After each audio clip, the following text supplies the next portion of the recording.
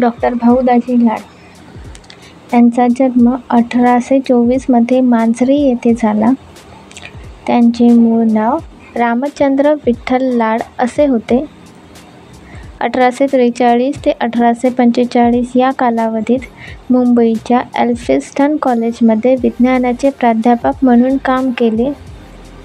मुंबईतील ज्ञानप्रसारक सभेशी संबंधित हिंदी लोकांवरील अन्याय दूर व्हावा आणि त्यांची दुःखे सरकार दरबारी नेऊन पोहोचवावीत या उद्देशाने नाना शंकर शेठ, दादाभाई नौरोजी व भाऊ दाजी लाड यांनी 1852मध्ये मुंबईत बॉम्बे असोसिएशन या संस्थेची स्थापना केली.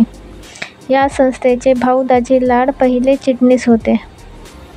1859मध्ये सरकारने भारतातील व्यापार व उद्योगधंदे यावर कर बसविणारे लायसेन्स बिल विधेयक तयार केले. या विधेयकाला भाऊ दाजी लाड यांनी विरोध करण्यात पुढाकार घेतला. ईस्ट इंडिया असोसिएशनचे सभासद व मुंबई विद्यापीठाचे फेलो म्हणून सरकारने त्यांची नियुक्ती केली होती. मुंबईत त्यांनी ग्रॅट मेडिकल सोसायटीची स्थापना केली. मुंबईच्या स्टुडंट्स लिटररी अँड सायंटिफिक सोसायटीच्या स्थापनेत त्यांचा महत्त्वाचा सहभाग होता.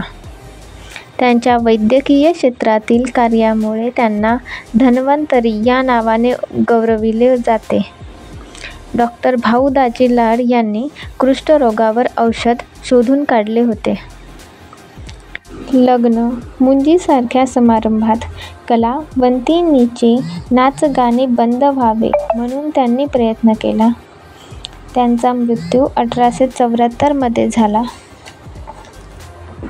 विष्णुबुवा ब्रह्मचारी जन्म 1825मध्ये झाला. विष्णुबुवाचे संपूर्ण नाव विष्णू भिकाजी गोखले असे होते. तपश्चर्या करण्यासाठी विष्णुबुवा सप्तशृंगीच्या गडावर राहिले होते. पाखंडी मनाचे खंडन करून तू वैदिक धर्माची पुनर्स्थापना कर असा प्रत्यक्ष परमेश्वरानेच आपणास आदेश दिला या मताचे ते होते.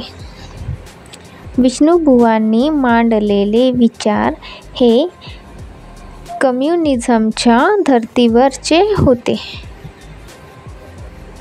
विष्णुबुवांनी भावार्थ, सिंधू, वेदोक्त, धर्मप्रकाश, चतुश्लोकी, भागवताचा अर्थ, बोधसागराचे रहस्य, सेतुबंधनी टीका इत्यादी ग्रंथ लिहिले. विष्णुबुवा 1872मध्ये मृत्यू पावले.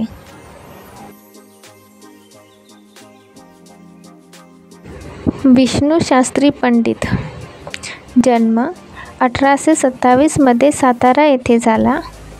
मूळ गाव सातारा जिल्ह्यातील बावधन हे होय. 1864मध्ये त्यांनी मुंबईतून प्रसिद्ध होणाऱ्या इंदुप्रकाश या साप्ताहिकाच्या मराठी विभागाचे उपसंपादक म्हणून जबाबदारी स्वीकारली.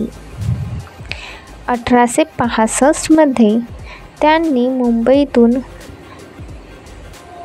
प्रभाकर भट्ट परांजपे यांची कन्या वेणूबाई हिचा पुनर्विवाह घडवून आणला.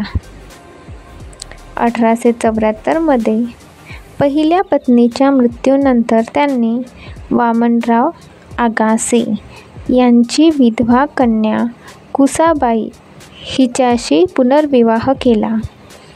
यावरून विष्णुशास्त्री पंडित फक्त बोल घेवडे सुधारक नव्हते, तर ते कर्ते सुधारक होते हे समजते. मुलीचा विवाह 12 वर्षापासून 16 वर्षापर्यंत करावा आणि पुरुषाने 17 ते 45 वर्षापर्यंत आपले लग्न करावे असा विचार त्यांनी मांडला. नाना फडणवीस यांची संक्षिप्त वखर, हिंदुस्थानचा इतिहास भाग 3, इंग्रजी मराठी कोश, विधवा विवाह, शूद्र धर्म, स्मृतिशास्त्र, ब्राह्मण कन्या विवाह विचार, पुरुषसूक्त व्याख्या, विधवा विधवोद्धार विवेक, आर्य लोकांच्या प्राचीन व अर्वाचीन रीती इत्यादी ग्रंथ त्यांनी लिहिले. त्यांचा मृत्यू 1876 मध्ये झाला.